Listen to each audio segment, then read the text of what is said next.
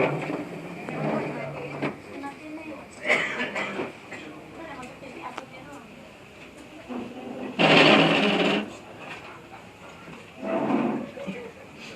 dulu nih, saya.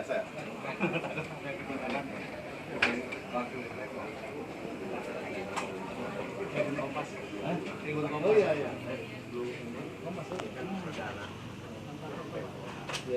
Ya kan? Biar paketnya naik, biar gak orangnya kok kecil. Gede banget, jangan orang miskin punya tanah kosong paket tinggi. Kita pengusaha, kita bayar pajak.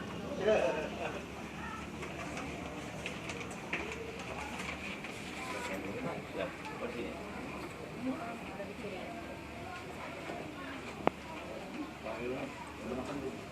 Belum, masih ada. Ya, lagi.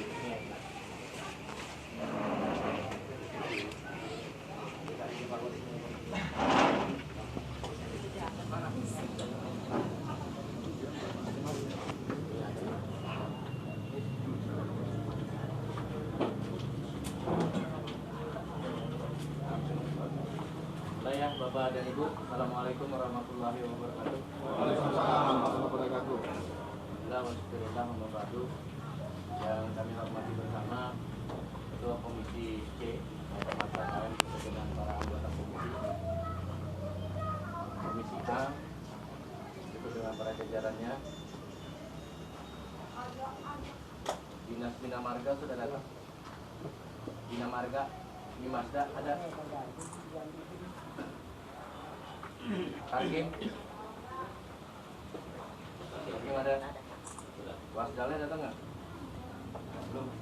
Bisub, Damkar, Pertanian BLH ada. MP2T, Satpol PP ada.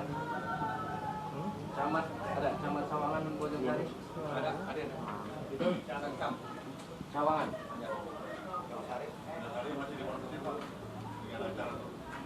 Lurah Pengasinan dan Duren Mekar ada keduanya ya.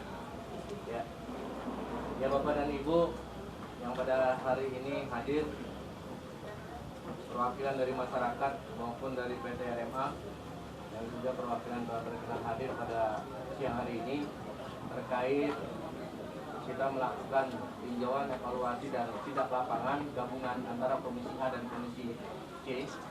Sebelum kami lanjutkan, bahwa untuk para masyarakat dan perwakilan dari PT RMA, kami akan perkenalkan bahwa saya perwakilan dari pimpinan Komisi A, Wakil Ketua Komisi A. Kebetulan Pak Ketua Komisi hanya sedang berhalangan, ada urusan yang tidak bisa ditinggalkan, maka diwakili dengan kami dan para anggota. Dan ada Pak Mazhab selaku Ketua Komisi C, Pak Haji Tajudin sebagai Sekretaris Komisi C, dan Pak Edi Mastura sebagai Wakil Ketua Komisi C dan rekan-rekan Komisi C, bahwa terkaitnya kita sidak lapangan ataupun evaluasi dan monitoring adalah dengan kita dapat laporan dari para masyarakat keterkaitan ada beberapa hal. Yang pertama terkait di Komisi adalah persoalan perizinan dan pertanahan legalitasnya, dan terkait Komisi C adalah tentang dampak lingkungan pembangunan. Apakah ada perubahan yang ketika dibangunnya perumahan yang di bawah naungan RMA ini adanya perubahan-perubahan, baik itu perubahan jalan, perubahan sungai, ataupun perubahan ekosistem yang terjadi di atas tanah tersebut. Maka dari itu kami secara lembaga menganggap pandangan perlu untuk melakukan sidak lapangan. Berdasarkan hasil laporan tersebut, maka ini nanti akan kami bagi.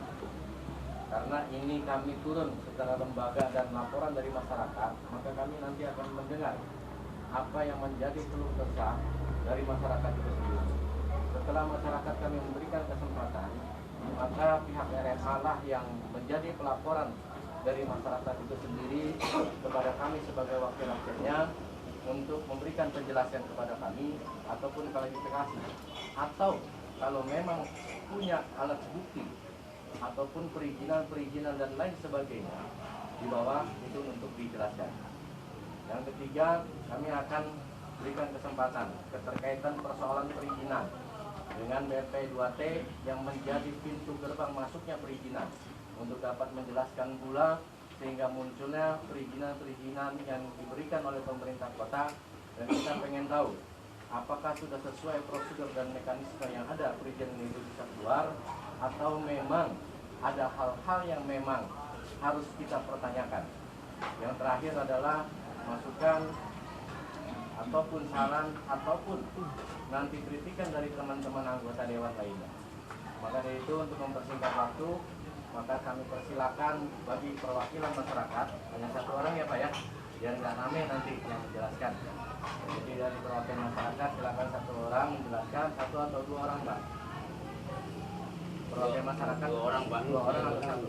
Dua orang. Dengan LPM masyarakat. LPM. Kita sepakat dulu ya, biar kita teratur nih di dalam kita berdiskusi ini bahwa masyarakat kita dua orang perwakilannya. RMA dua orang. Oke.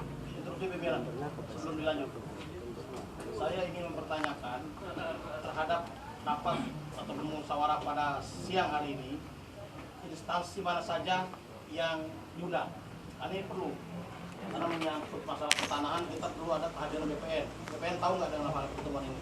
Dan yang lain-lain, instansi terkait yang berhubungan dengan permasalahan ini. Terima kasih Pak. Terima kasih Pak Haji Tajudin. Tadi saya sudah sampaikan di awal, makanya saya apel. Yang belum datang itu dari SDA, lalu dari Dishub, Damkar, Pertanian dan Perikanan, BLH, dan BPN. Ya, BLH ada? BLH ada? Ya, BLH ada. Hakim datang Pak. Hakim ada? Ya oke. Jadi yang belum datang itu, jadi ada 13 yang kita undang pada siang hari ini. Ya, undangan sudah sampai. Ya, jadi yang belum hadir mungkin di dalam perjalanan, kita tunggu saja. Jadi maksud saya begini Pak Pimpinan, kalaupun memang ada beberapa dinas ataupun instansi yang tidak hadir pada kesempatan sore hari ini, nanti beliau akan kita tembuskan notulen hasil pertemuan rapat pada sore hari ini. Ya, semua nanti dari hasil ini kita akan melakukan notulensi dan kita sampaikan kepada mereka. Kalaupun nanti ada penjelasan-penjelasan yang berkaitan dengan persoalan tanahnya kah, persoalan perizinan kah, tentunya pasti akan ada sebuah rekomendasi baik dari Komisi A maupun dari Komisi C kepada Ketua DPRD yang untuk ditindaklanjuti kepada pemerintah kota. Ya, kita persilakan dulu dari pihak masyarakat untuk kita berikan waktu untuk berikan penjelasan secara singkat, padat, jelas, biar teman-teman dan suaranya juga agak sedikit besar nih Pak, karena kita tidak ada mic. Silakan Pak, kami persilakan. Assalamualaikum warahmatullahi wabarakatuh. Nama saya Nur Ilahi, selaku Ketua Koordinator Penggarap dari 74 penggarap, yang mana terdaftar 64 penggarap di Kelurahan Pengasinan dan sisanya ada di wilayah kota. Saya selaku Koordinator Penggarap telah menjalankan upaya-upaya apa yang dilakukan oleh pihak kita RMA, dari mulai saya pengajuan haknya kepada BPN sampai dijawabnya dengan lisan, sampai saya berbicara kepada Pak Dadang Fuad, ini bukan warung kopi, ini instansi, harus dilayangkan selembar surat. Setelah pihak BPN melayangkan surat, yang mana di situ nota tulennya dari BPN mengeluarkan dari 3 item, yaitu satu, timbul sertifikat M38 yang jumlahnya 5 hektar lebih, dan M39 yang jumlahnya 4 hektar lebih, dan M1018 yang jumlahnya 5.000 meter. Semua total itu adalah semua total 9,8. Dari 9,8 yang dikeluarkan sama BPN Depok, tapi tertera tanah itu adalah tanah SK Kenak Lederkom yang mana pernah dibebaskan sama Pak Gerjaya tahun 64 dan dikredit dengan para penggarap yang ada di situ dan dibayar telah ke negaranya oleh Pak Gerjaya, dan penggarap di situlah berhak sesuai undang-undang, di mana peraturan undang-undang itu PP 224 tahun 61 belum dihapus, yang diciptakan oleh Bung Karno, yang disahkan oleh MPR ini. Dan satu undang-undang lagi, yaitu tanah PP 10 tahun 61 tentang pengangkatan hak dari kiri. Itulah 2 undang-undang yang disahkan oleh pemerintah kita.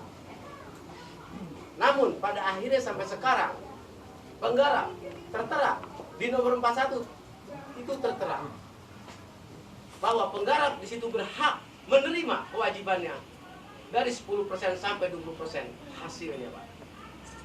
Bapak baca di butir item itu ada semua. Berarti hak penggarap masih punya hak di situ, Pak.